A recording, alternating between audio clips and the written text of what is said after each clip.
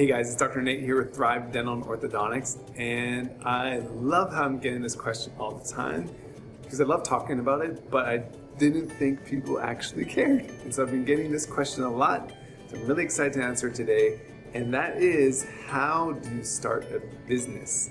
Keep in mind this is coming from an orthodontist or dentist point of view, but I think starting a business is pretty universal in kind of everything you're doing. So here we go. Here are my tips on starting a business.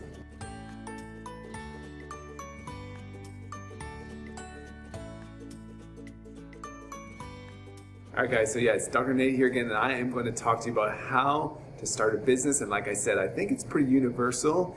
We're a little bit luckier because we're in the dental field, so we have, I guess, a little bit of a niche, so that helps us out a little bit. But I think the process is pretty similar no matter what you're doing.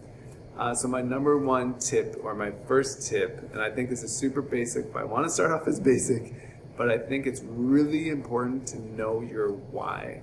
And the reason I say this, and I thought this may be just me, but I actually saw something just today about Elon Musk, and he said the same thing, so I was like, this has to be true, is that, you know, when you first get your business, you are super excited, and you think everything's going to work out amazing, it's going to be great, and then you start building it, you start doing your thing, and then it's good, and then you realize there's some issues, and there's some stuff you run into, and you have marketing issues, and you have technical issues, and you have all these other issues, and you realize this is harder than I thought. So you kind of go up, and then you have this big giant roller coaster, and then you hope and pray and do all the good things that you think you should be doing, and then you hope that in the end it works out really good.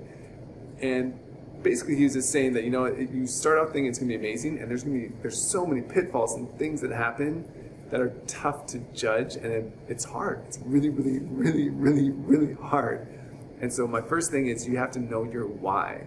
And I think that's really important because you want to know exactly why you're doing this. And your why may be something you think of right now, which may actually be different in the future. So your why may be that you want more freedom, or you want to work less, or you want to be your own boss, or you want to make more money.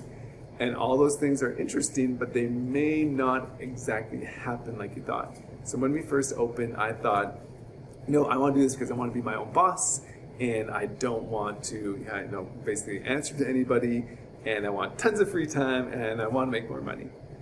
And then I quickly realized that that may not be the case. Work less? Definitely not. I work way more being an owner than I ever worked being an associate. Financially, initially, we took a huge hit. You know, when you first open your office, if you're opening a business, office, whatever you're doing, it's not like you're just all of a sudden open and floods of people come in and life is good and everything's great. No, normally you take a huge hit. And I tell all our associates or anybody who's going to partner up with us, keep in mind you'll probably not be taking a salary for at least 6 months. And I hear people, you know, in other businesses saying they don't take salaries for a year or two, or maybe more. I think Elon in his interview was saying that he suddenly did take money for like a year or two, and that's not that unusual. So maybe not necessarily making more money. You're probably going to be working more. You still have people to respond to because you're going to be responding to your customers, clients, patients, whoever it is. That is always going to be there. You may not have a boss, but basically your patients are your boss anyway. So there's a lot of things where you think, hey, that may be better to own, but may actually not be true. So the reason we actually ended up kind of switching it, our why is a little bit different now. And we came up in offices that were more corporate. So they're just focused on money. They didn't really care about the patients. They didn't care about the doctors. They didn't care about the staff. And so that's how we kind of changed our view. We think now, instead of being, we want to make our own hours and all those things, ours is actually, we just want to create this culture that is awesome. We just want to have awesome offices with great patients who want to come in, staff that want us to come in, doctors that want to come in. And that's our new why, is just creating this amazing culture of people that want to get together for this common good to, in our case, help everybody's oral health. So that's number one though. Number one seems pretty basic. Simon Sinek has probably like a series on this of knowing your why, and I think knowing your why is super important. All right, so now we got it figured out. We know our why. We go, okay, cool. We want to do this because we're going to improve X field. We're going to do something that's going to be amazing. So let's start to get to the nitty-gritty a little bit.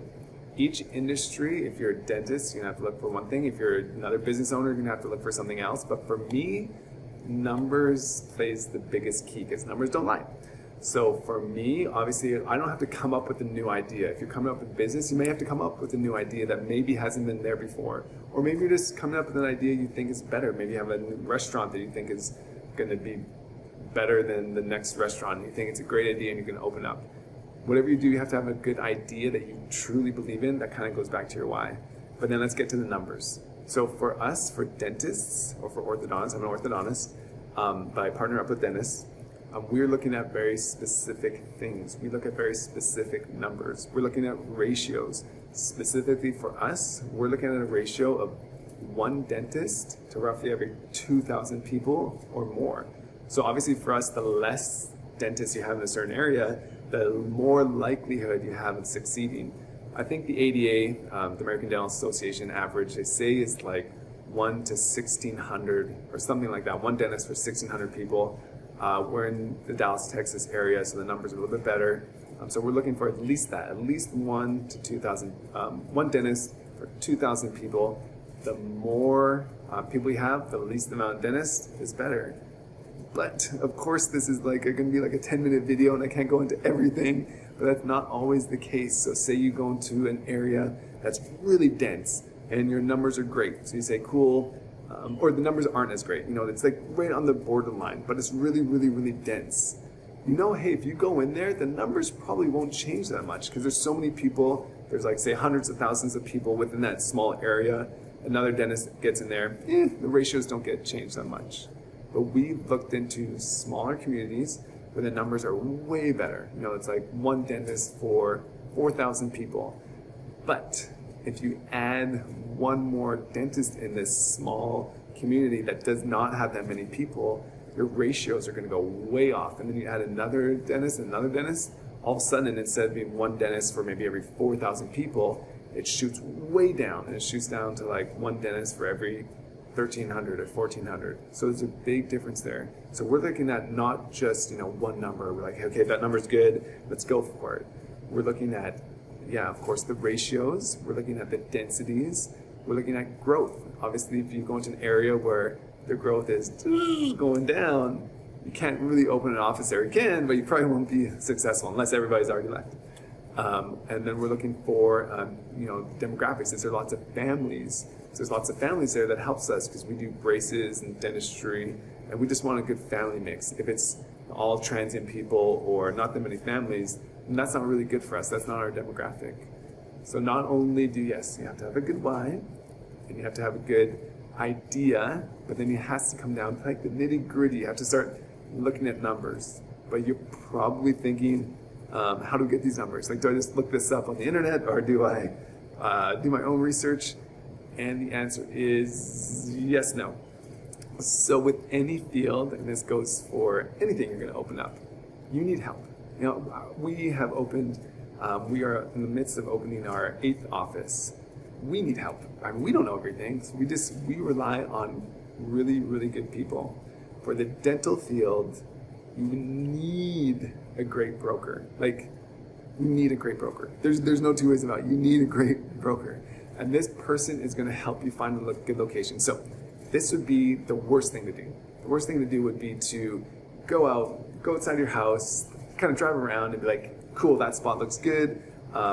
Let's go check it out. Let's start to contact that leasing agent. Let's figure it out. Let's negotiate ourselves and figure it out. That's like the worst thing you could do. Number one, we are probably our own worst negotiators. We're not that great at that. When you have too much invested, it just does not work out good. You don't know the numbers. They can give you numbers, but you don't know the numbers that good. You need somebody representing you, somebody who's in the field, who gets hundreds of different listings a week. They know the different areas. Maybe your area is a super cool spot to live, but then 10 miles away is actually the best spot to practice. And that can go the same for like a restaurant or for anything else. Maybe the area that you're in is not where you should actually be practicing. And I remember hearing this when I was in residency. They were saying, hey, you definitely need to live in the spot you practice. And I was like, that sucks because I don't necessarily want to do that. And I actually don't think that's a great idea for me personally. Because when I leave work, I want to leave work. I want to leave it all behind. If you're in that community, it actually may be a little bit better for business, but I can't imagine running into patients every day, all the time. I mean, you just want to create that distance. And that's just me personally. I think it's better to create some distance. But yes, the one person, I tell this to people all the time, the one person that I rely on the most to open our offices is our broker.